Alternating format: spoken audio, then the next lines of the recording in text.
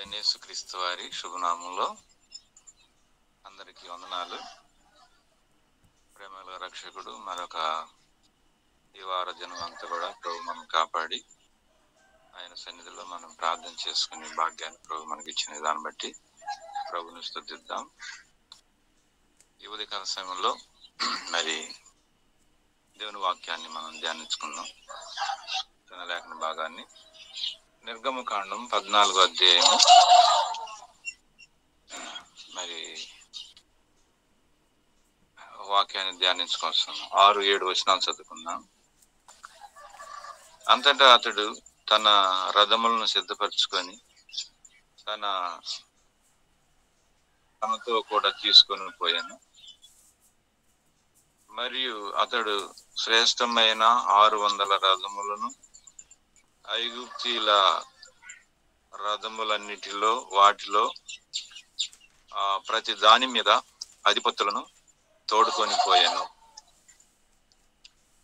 7వ వచనం మరోసారి చదువుతాం.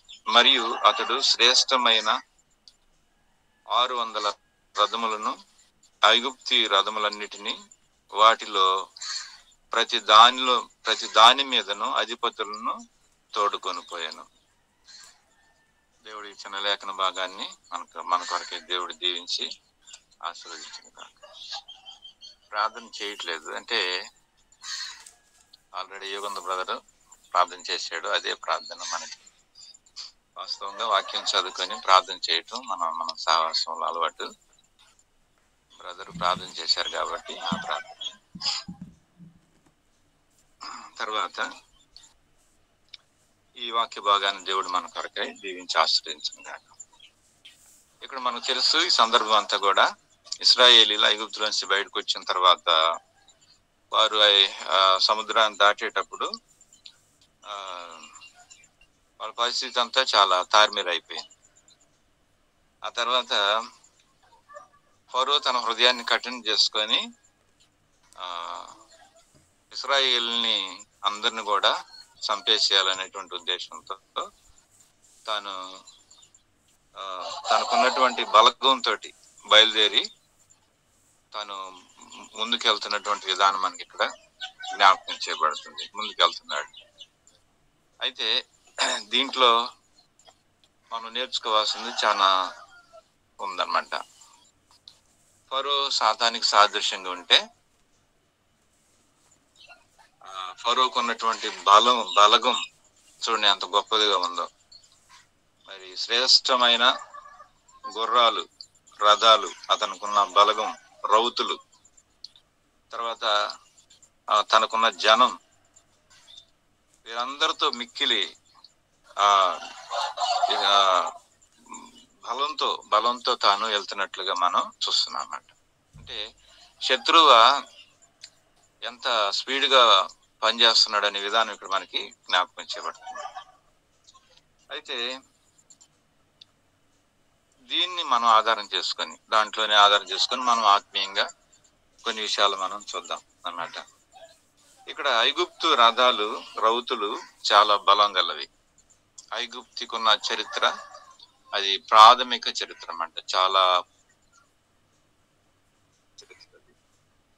ఐగుప్తి చరిత్రతోటే మరి చాలా చరిత్రలు ప్రారంభమవుతాయి.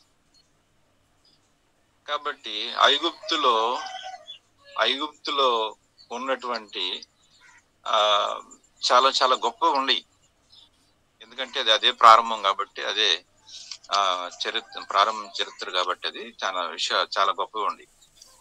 వీటిలో మనం చూసుకుంటే మరి ఫరో రథాలు, గుర్రాలు చాలా చరిత్రగాంచినవి అనమాట, శ్రేష్టమైనవి అన్నమాట. దేవుడు ఆత్మీయంగా ఇది ఎందుకు రాశాడు మనకి?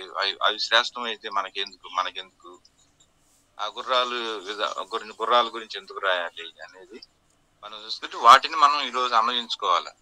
అవి చాలా గొప్పవి, బలం గలవి, తర్వాత ఎన్నో కార్యాలు చేసినవి, చరిత్రలోనే అవి చాలా మిక్కిలి అయినమాట. ఇప్పుడు ఒంగోలు గిత్తలు అంటే అవి చరిత్రలో అవి చాలా గొప్పవి అనమాట.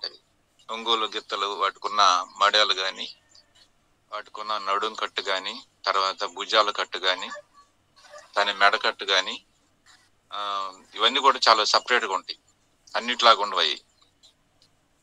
ముందు పార్ట్ కానీ వెనక పార్ట్ కానీ చాలా ఇదిగా ఉంటాయి అన్నమాట.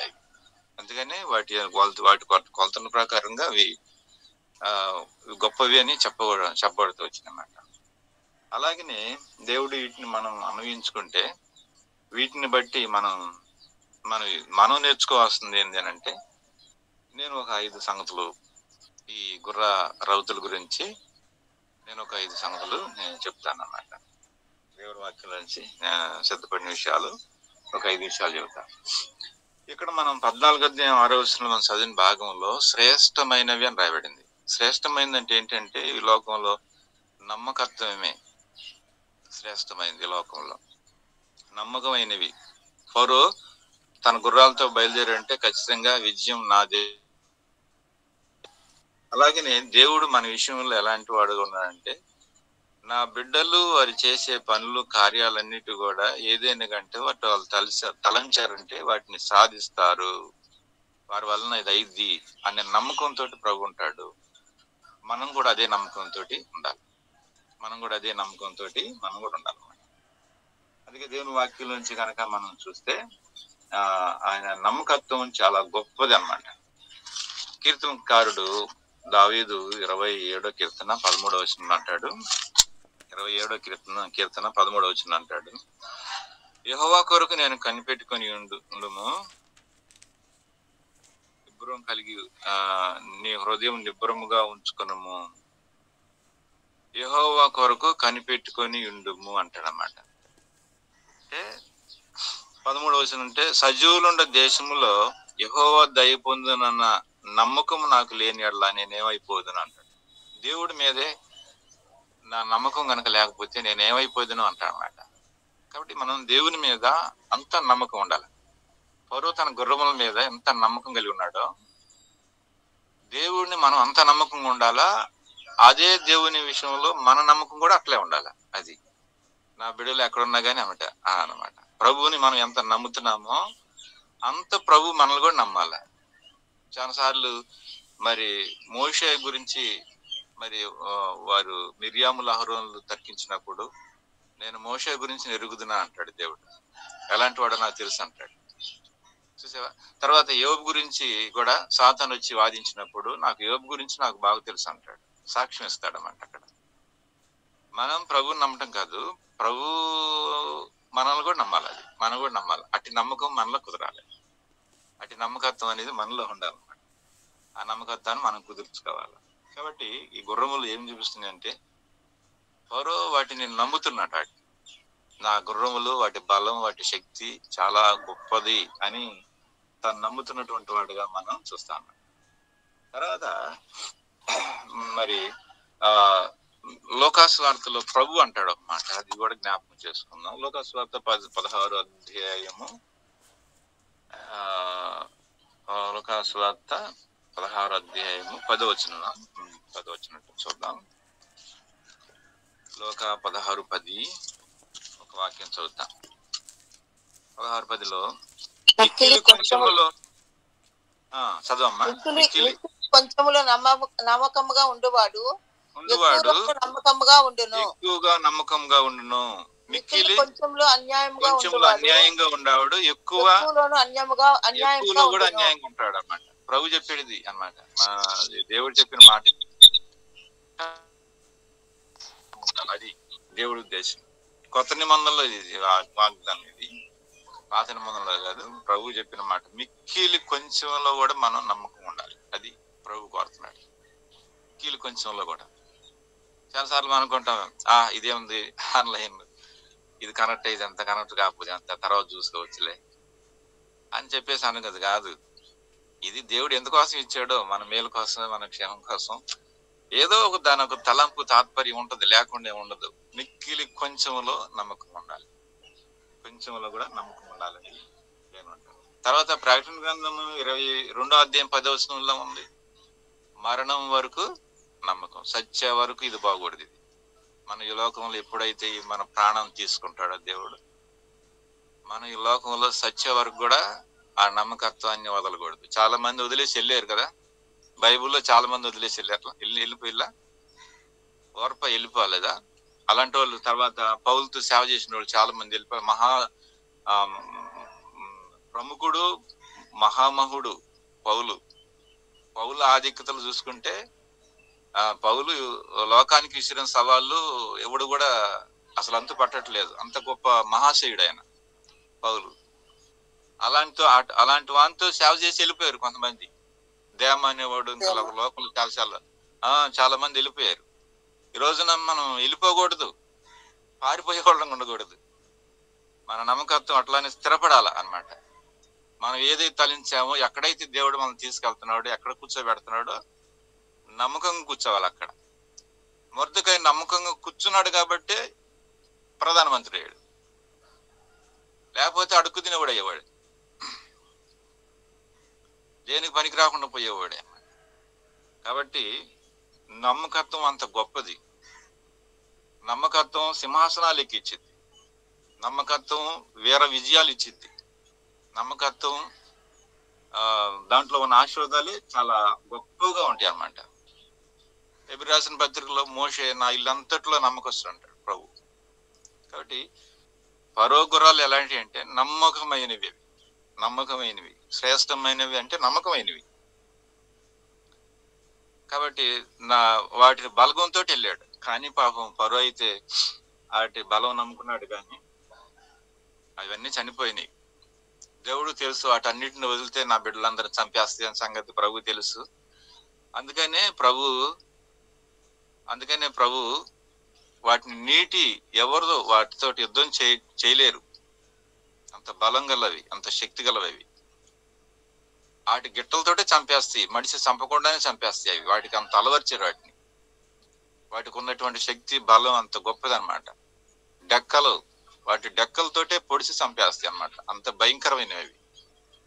అందుకనే దేవుడికి అనంత జ్ఞానం కాబట్టి సముద్రంలో అవి చనిపోయేటట్టు చేసాడు. అవి ఎందుకు అంత బలమైనవి అన్నామంటే, మరి సొలొమోను కూడా అవే తెచ్చుకున్నాడు మొత్తం. ఫరో గుర్రాలు ఎన్నుండి కొన్ని, వాటిలో శ్రేష్టమైనవి 1వ గ్రేడ్, 2వ గ్రేడ్, 3వ గ్రేడ్ అని విభజించి వాటి గ్రేడ్లు వేసి అవే తీసుకొచ్చుకొని పెట్టుకున్నాడు రాజ్యంలో ఫరో. సొలొమోను అన్నమాట. కాబట్టి మనం వాటి బలం ఎంత శ్రేష్టమైందో అది నమ్మకత్వానికి పోల్చబడింది. మనం దేవుని దృష్టిలో అంత నమ్మకంగా ఉండాలని దేవుని యొక్క ఆకాంక్ష.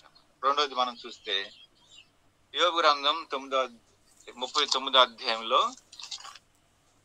అవి ఇక్కడ చెప్పబడ్డాయి అన్నమాట.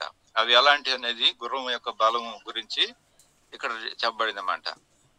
ఏమని చెప్పబడింది అంటే, మరి 39:19 కాడి నుంచి మనం చదువుకోవచ్చు.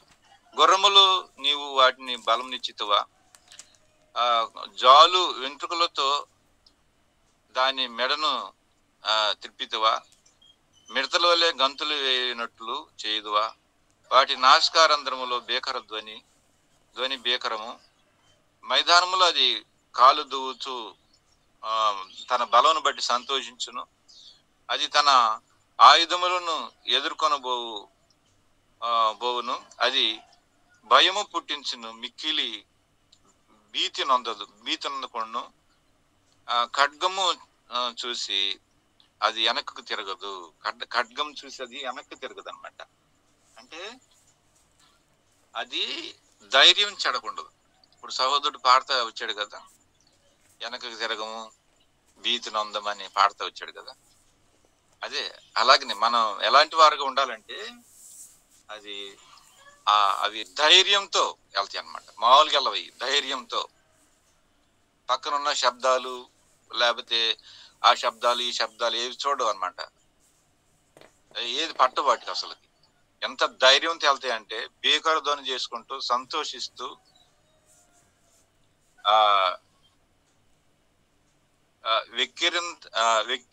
వెక్కిరించి భీతి నొందకున్నట్లుగా భయం పుట్టించు అంత బలంగా అవి అన్నమాట. వెనకకు తిరిగే పరిస్థితే లేవన్నమాట. వెనక్కి తిరగయి, ధైర్యంతో ముందుకెళ్ళిపోతాయి అన్నమాట. కాబట్టి దేవుని బిడ్డలు మనం ఎలా ఉండాలంటే, ధైర్యం కలిగినటువంటి వారంగా ఉండాలి అన్నమాట. అధైర్యపడకూడదు.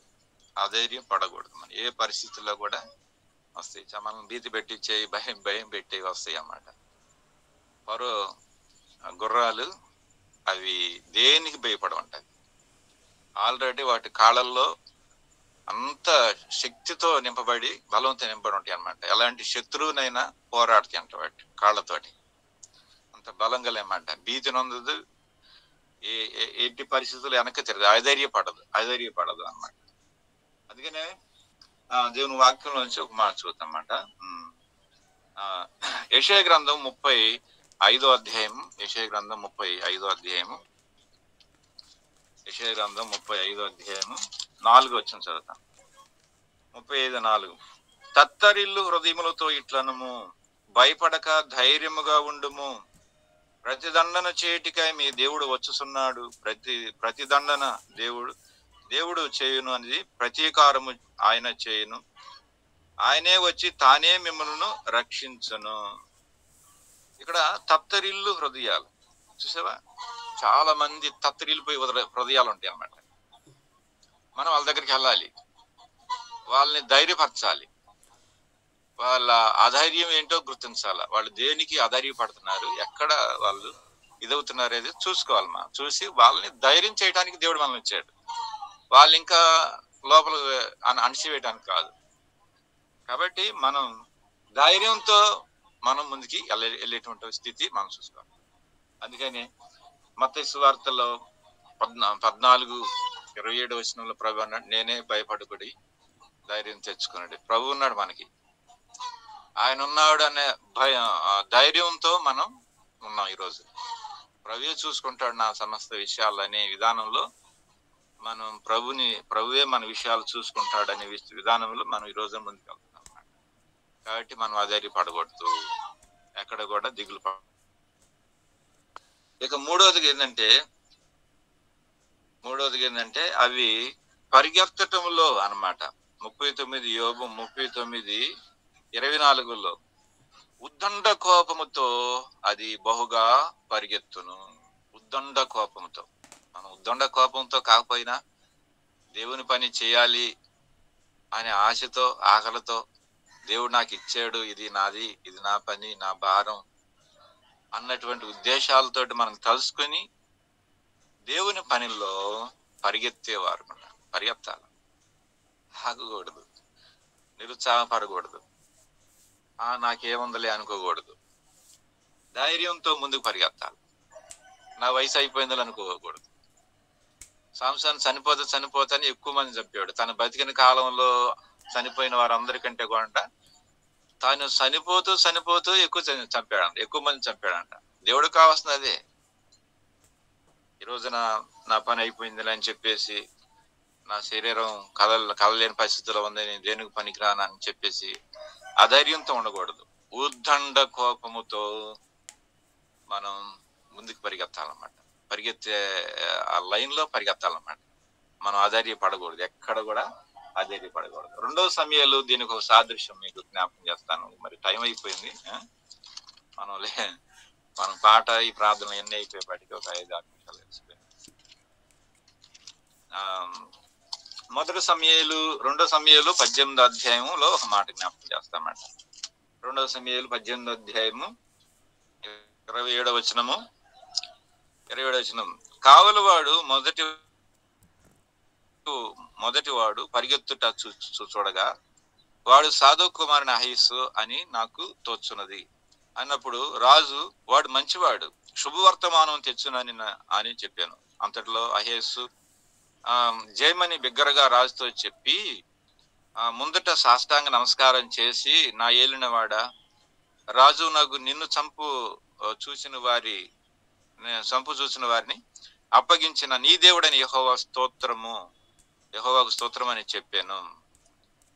రాజు, బాలుడగా అబ్షాలోము క్షేమముగా ఉన్నాడా అని అహేసును అహేసును, యోబు రాజా సేవకుడైన నీ దాసుడు నన్ను పంపినప్పుడు గొప్ప అల్లరి జరుగుట నేను చూచితిని, కానీ అది ఏమైంది నాకు తెలిసినది కాదని చెప్పాను. ఇక్కడ ఇద్దరు పరిగెత్తారు. వాళ్ళిద్దరిలో ఒకరికంటే ఒకరు ముందు పరిగెత్తాలనుకుంటారు. అక్కడ అబ్షాలోము చనిపోయాడు. చనిపోయిన వార్తను చెప్పాలనేటువంటి ఉద్దేశంతో ఒకటి మించి ఒకడు మొదలు, ఒకడే మంచోడు, ఒకడే చెడిపోయినాడు. మంచోడేమో మరణ వార్తను దాసి ఇండైరెక్ట్ గా చెప్పాడు, శుభవర్తమానం చెప్పాడు, కానీ వాడు ఉన్నది ఉన్నట్టుగా చెప్పాడు. అయితే రాజు ఏం చేశాడంటే ఆయన్ని సాగుగొట్టించాడు. మన దీని ఆత్మీయంగా మనం పోల్చుకోవాలి. ప్రభు కోసం మనం మంచి వర్తమానాన్ని మోసుకెళ్ళాలి. మంచి వర్తమానాన్ని, ప్రజల క్షేమం. ఇక్కడ రాజు ప్రభు అయిన యేసుక్రీస్తు వారికి సాదృశ్యం అయితే సాధువుకు మనమే. దేవునికి మంచి వర్తమానాన్ని మనం అందించాలి. రోజు మంచి వర్తమానాన్ని తీసుకెళ్లే వారికి ఉండాలి, చెప్పేవాళ్ళం ఉండాలి. పరిగెత్తాలి, మనం కూడా పరిగెత్తాలి. గుర్రాలు ఎలా పరిగెత్తుతాయో ఆ విజయం కోసం, ఆ పని ముగింపు కొరకు, ఆ పని సాధింపు కొరకై, తన కార్యాన్ని సంపూర్తి చేసేదాని కొరకై ఎంత ఆదుర్తగా పరిగెత్తుతాయో మనం కూడా మన విషయాల్లో ఆగిపోకూడదు, పరిగెత్తాలి. మనం దేవుని కోసం పరిగెత్తేటువంటి ఆ స్థితిలో మనం ఉండాలి. ఏమైనా ఆగిపోతే ప్రభు దగ్గర క్షమాపణ వేడుకో. ప్రభులో మనం పరిగెత్తాలి. మనం ఆగిపోయే వారు ఉండకూడదు. ఒకటి నమ్మకమైన వారంగా ఉండాలి. రెండవది ధైర్యం కలిగినటువంటి వారంగా ఉండాలి. మూడోది పరిగెత్తే వారంగా ఉండాలి. ఇంకొక విషయం కూడా చెబుతా అన్నమాట. యోబు గ్రంథం 39 మామూలు చదువుతాను, వివరించనులే, టైం అయిపోయింది కాబట్టి. 39వ అధ్యాయంలో అది రెండోది ఏంటంటే ఒకటి వెనక్కి తిరగదు, రెండోది అది బహుగా పరిగెత్తును, మూడోది ఏంటంటే బాకానాదం విన్నప్పుడల్లా అది ఆహాను అనుకున్నది దూరము నుండి యుద్ధ వాసన తెలుసుకుంటది. అది సేనాధిపతుల ఆర్భాటమును, యుద్ధ ఘోషను వినును. స్వరం వింటుంది. ఎంతమందిది బాకానాదం స్వరం? అది జనానికి కదా, సైనికులకు కదా, నాకెందుకు అనుకోదంట. అది నా కోసమే అని అనుకుంటది అంట. అది నా కోసమే అనుకుంటా. బాకానాదం వినును. తర్వాత దూరం నుండి ఎక్కడ ఎలాంటి యుద్ధం జరగబోతుందో ఆ యుద్ధం గురించి దూరంలో జరిగేటువంటి దాన్ని ఇక్కడే పసిగట్టిద్దంట. అది యుద్ధ వాసన అని అన్నాడు ఇక్కడ. తర్వాత సేనాధిపతుల ఆర్భాటం అన్నమాట. వాళ్ళు యుద్ధానికి బయలుదేరేటప్పుడు కొన్ని సంకేతాలు చేసుకుంటారు. వాళ్ళని బలం తెచ్చుకోవటం, వాళ్ళని ధైర్యం తెచ్చుకోవటం కోసం, వాళ్ళని పురుకొల్పుకునే దాని కొరకై కొన్ని సంకేతాలు చేస్తూ ఉంటుంటే అవి కూడా క్లియర్ గా వింటదంట.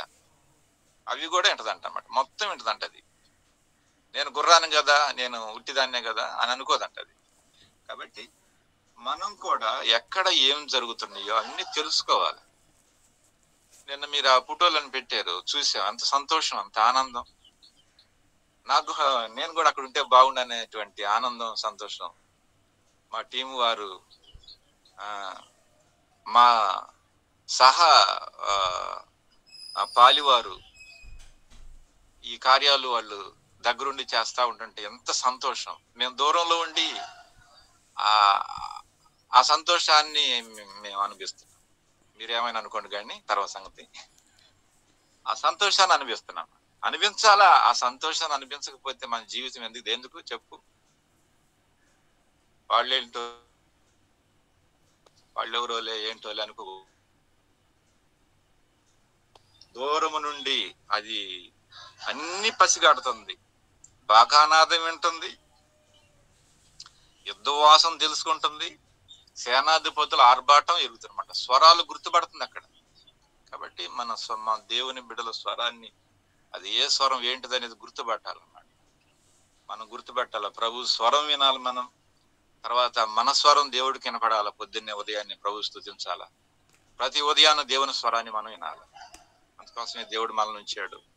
మనం అధైర్యపడకూడదు, మనం నిరుత్సాహపడకూడదు, కృంగిపోకూడదు. కాబట్టి ఇలాంటి స్థితిలో మనం ఉంటామన్నమాట. కాబట్టి ఆ గుర్రముల యొక్క ఆ వేగము, ఆ బలము, ఆ ధైర్యము, ఆ పరిగెత్తే విధానము, తర్వాత అది వినే స్వరము, ఇవన్నీ కూడా మనల్ని పోల్చుకోవాలన్నమాట. మనల్ని పోల్చుకోవటానికి మీరు కూడా అలా చేయండి, మీరు కూడా అలా ఉండండి అని మరి చెప్పడానికి ఇది సాదృశ్యంగా ఉన్నాయన్నమాట. అలాగూ దేవుడు మన ఆయన పనిలో, ఆయన పరిచర్యలో, ఆయన కార్యాల్లో, ఆయన మహిమ కోసం మనకిచ్చిన టైంలో, మనకిచ్చిన తలాంతులను దేవుని కోసం ఉపయోగించుకొని మంచి నమ్మకమైన వారంగా, రెండోది ధైర్యవంతులముగా, మూడోది ప్రభు కార్యాలలో పరిగెత్తేటువంటి వారంగా, తర్వాత ఆయన స్వరాన్ని గుర్తుపట్టే వారంగా, ఆయన స్వరాన్ని గుర్తుపట్టే స్థితిలో ఆ దేవుడు మనతో ఏం మాట్లాడుతున్నాడు, ఈరోజు ఏం మాట్లాడాడమ్మా అంటే చెప్పట్లేదు చాలా మంది. ఈరోజు ప్రభు నీతో ఏం మాట్లాడుకున్నాడమ్మా అంటే నోరు మూసుకొని ఉంటున్నారు. చూసావా ఎలాంటి జనాలు వచ్చినాయో. మరి ఏదో ఒకటి మాట్లాడాలి కదా. దేవుడు మాట్లాడకపోతే ఇక నువ్వు ప్రభులో ఉన్నట్ట, నిలబడినట్ట, పడిపోయినట్ట అనేది గుర్తుపట్టుకోవాలి మనం. ప్రభు మాట్లాడాల. ఈరోజు దేవుడు నాతో ఈ మాట మాట్లాడుకున్నాడు, ఆ సంతోషం లేకపోతే దేనికి మనకి? కాబట్టి అది యుద్ధానికి పోతుంది. చత్తానో బతుకుతానో అని కూడా తెలియదు దానికి, మళ్ళీ వెనకొత్తానో అనేది కూడా తెలీదు. చూసావా ఆయన స్వరం, వాటి స్వరం ఏది? బాకానాద స్వరం వింటుంది, యుద్ధ వాసన చూస్తుంది. తర్వాత అక్కడ ఆ వాళ్ళు సైనికులు చేసే శబ్దాలు, విజయకేత నాద శబ్దాలు, అవి కూడా చూసి అది ఎంతగానో సంతోషిస్తుంది. ఒక నోరులేని జీవమే ఇట్లాగో దేవుని స్వరాన్ని, వాటి స్వరాన్ని విని ఇంతగా సంతోషిస్తుంటే ఈరోజు నువ్వు ఎక్కడున్నావు చూడండి. చాలా మంది ఈరోజు చూస్తున్నాను, చాలా మంది ఒక ఇంటికి పోతే టీవీ సీరియల్ పెట్టుకొని చూస్తూ ఉంది కామ. టీవీ స్వరమా నీకు?